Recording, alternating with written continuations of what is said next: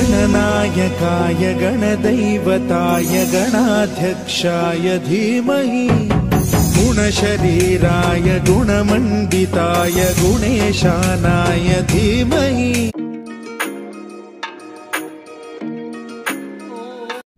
Hello friends, ఈరోజు మేము వచ్చేసి డూమ్డి గణేష్ ని చూడడానికి అయితే వచ్చామన్నమాట. సో ఇప్పుడైతే లోపలికి వెళ్ళిపోతున్నాము. అయితే బానే ఉంది. ఈరోజు సండే కదా, సండే అవడం వల్ల క్రౌడ్ అయితే ఉంది. విజయవాడలో ఉన్నటువంటి హైయెస్ట్ వినాయకుడి విగ్రహం అనమాట ఇది. ఇది వచ్చేసేసి సితారా సెంటర్ లో ఉంది విజయవాడ. ఈ రోజు అయితే కనుక మేము విజిట్ చేయడానికి అయితే వచ్చాము. ఈ రోజు గణేష్ నవరాత్రుల్లో 5వ రోజు అనమాట. 5వ రోజు గణేష్ని చూడడానికి అయితే వచ్చాము. లోపలికి వెళ్ళి స్వామివారిని అయితే కనుక దర్శనం చేసుకుందాం. ఇప్పుడు మనం చూస్తుందంతా ఫ్రంట్ ఏరియా ఉన్న పార్కింగ్ అనమాట. అదిగో చూడండి, మన డూమ్డి గణేశుడు కనిపిస్తున్నాడు కదా, నిలువెత్తు రూపంలో అనమాట. 72 అడుగుల్లో నిర్మించినటువంటి విఘ్నేష్ మండపం అనమాట ఇది. ఈ మండపం అనేది డూమ్డి గణేష సేవా సమితి వారిచే ఎవ్రీ ఇయర్ కూడా నిర్వహించబడుతుందన్నమాట. లాస్ట్ ఇయర్ వరదల్లో కూడా ఈ డూమ్డి గణేష్ ఆరాధన అనేది వీళ్ళు ఆపలేదన్నమాట. ఇదే విధంగా స్థాపించడం అయితే జరిగింది. యాక్చువల్గా అప్పుడు వరదల్లో ఉండడం వల్ల మేము దర్శనం చేసుకోవడం అయితే కుదరలేదనమాట. ఇయర్ మాత్రం అస్సలు మిస్ అవ్వకూడదని వచ్చాము. ఇప్పుడు మనం లోపల ఎంట్రన్స్లోకి అయితే వెళ్తున్నాం అనమాట. స్టార్టింగ్లో ఈ విధంగా గోల్డ్ మెడల్ వాళ్ళు అయితే కనుక వినాయకుడిని ఈ విధంగా అరేంజ్ చేశారు. చాలా బాగుంది. అందరూ చక్కగా ఫొటోస్ అయితే కనుక తీస్తున్నారనమాట. ఇక్కడ చుట్టూ కూడా చాలా ఓపెన్ ఏరియా ఉంది. మేము మార్నింగ్ టైమే వెళ్ళడం వల్ల పెద్ద క్రౌడ్ అయితే లేదనమాట. కానీ సండే కదా, ఇంకా ఈవినింగ్ అయితే కనుక చాలా క్రౌడ్ ఉంటుందేమో బహుశా. గణేష్ ఉత్సవాలు ఇక్కడ వచ్చేసి 11 రోజులు చేస్తారంట. ప్రతిరోజు కూడా హోమం అయితే నిర్వహిస్తారు. చూడండి, చూడడానికైతే ఇదనమాట టోటల్ వ్యూ అనేది మన విఘ్నేశ్వరునిది. స్వామివారు నిజంగా ప్రథమ పూజకి ఎలా అర్హులు అయ్యారంటే, ఆయన ఉన్న గొప్పతనం, ఆయన విఘ్నాలు ఆయన్ని తలుచుకొని ఏదన్నా కనుక మనం పని మొదలు పెడితే అసలు ఆ పనికి విఘ్నాలు అనేది ఉండదన్నమాట. నిజంగా ప్రథమ పూజకి అయితే ఆయన తప్ప ఎవరు అర్హులు కారని అనిపిస్తుంది నాకైతే. చూడడానికి పూజల్లో కూడా ఆయన పూజకి చేసేంత ఈ గణేష్ ఉత్సవాల్లో చేసే అడావిడి నిజంగా ఏ ఆరాధనకు కూడా ఉండదన్నమాట. అందరూ ఎంజాయ్ చేస్తారు, చిన్న పెద్ద ప్రతి ఒక్కళ్ళు కూడా. నిమజ్జనం రోజు అయితే ఇంకా చెప్పాల్సిన అవసరం లేదు. మూషికాన్ని చూడండి ఎంత బాగుందో. అలాగే లడ్డు కూడా పెట్టారనమాట పక్కన. కింద స్వామివారి పాదం దగ్గర నుంచి కూడా పైకి ఒక్కసారి చూపిస్తున్నాను చూడండి.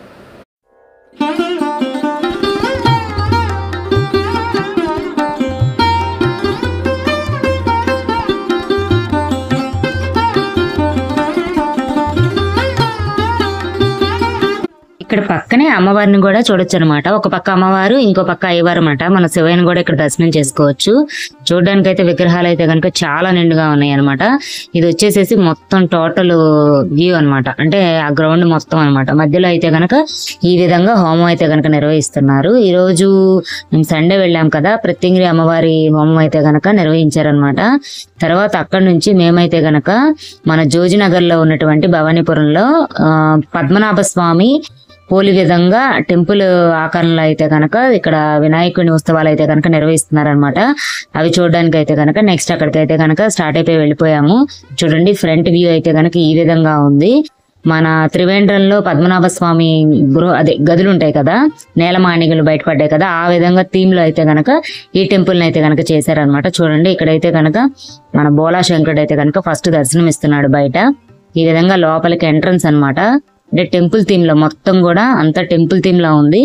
ఈ విధంగా మనకి ఫస్ట్ ఆంజనేయ స్వామి వారు అయితే కనుక స్వాగతం పలుకుతున్నట్టుగా అయితే ఉంటుంది. తర్వాత అలాగే దాన్ని చూసుకుంటా ముందుకు వెళితే మన నేలమానిగల్లో ఏమైతే దొరికినాయో వాటన్నిటిని కూడా ఈ విధంగా గదుల రూపంలో అయితే కనుక ఇక్కడైతే డెకరేట్ చేసి పెట్టారు. ఒకసారి మొత్తం చూడండి.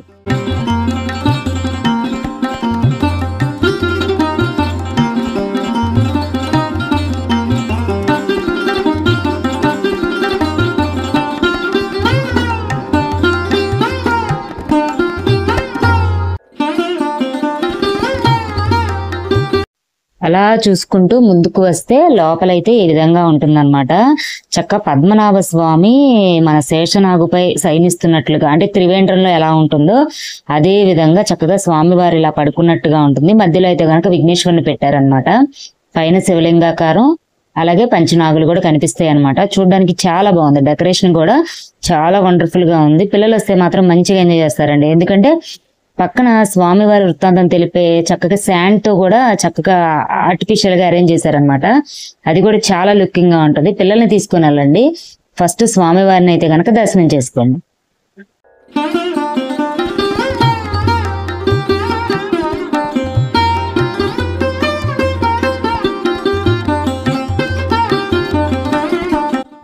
చక్కగా ఆవుపై కూర్చున్నటువంటి వినాయకుడు, అలాగే పైన శివలింగం, ఆ పైన శేషనాగులు అనమాట.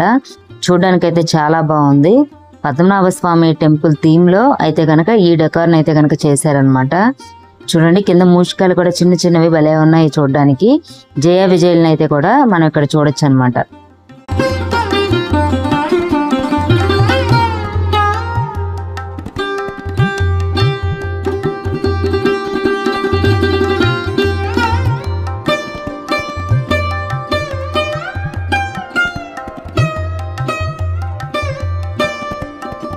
లోపల ఉన్న గణపతిని దర్శనం చేసుకొని బయటకు వస్తే లెఫ్ట్ సైడ్ లో మనకి ఈ విధంగా బ్యానర్ కనిపిస్తుంది చూడండి.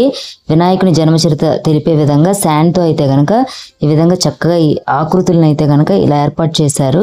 అమ్మవారి నలుగుతో స్వామివారిని జన్మనిచ్చిన దగ్గర నుంచి, అంటే స్వామివారికి ఆయువు పోసిన దగ్గర నుంచి స్వామివారు శివుడిని లోపలికి రానివ్వకుండా అడ్డుకున్న విధానం, అలాగే శివుడు ఆయన శిరస్సును ఖండించిన విధానం, ఆయనకి గజేంద్రుని తలని అమర్చిన విధానం, అలాగే ఆయనకి మొదటి స్థానం ఇచ్చిన విధానం అన్నీ కూడా ఇక్కడ మనకి ఈ విధంగా ఇవన్నీ కూడా శాండ్తో చేయబడినవి అనమాట.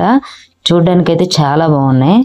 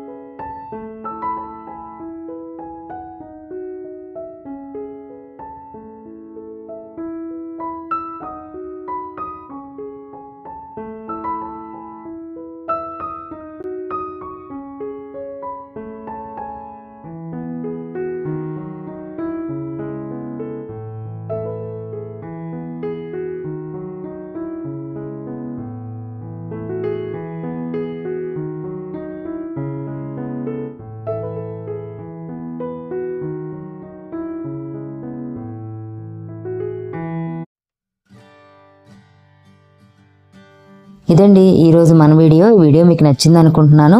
ఇవి మా విజయవాడలో ఉన్నటువంటి పెద్ద గణేష్ మండపాలు అనమాట. వాటిని అయితే కనుక నేను ఈ వీడియో ద్వారా మీకు చూపించగలిగాను, నేను చూడగలిగాను. మీ దగ్గరలో ఉన్నటువంటి గణేష్ మండపాల యొక్క వివరాలని, అలాగే మీకు ఎలా అనిపించింది అనేది కామెంట్ సెక్షన్లో కామెంట్ చేయండి. మరి ఒక యూస్ఫుల్ కంటెంట్తో, మరి ఒక వీడియోతో మీ ముందు ఉంటాను.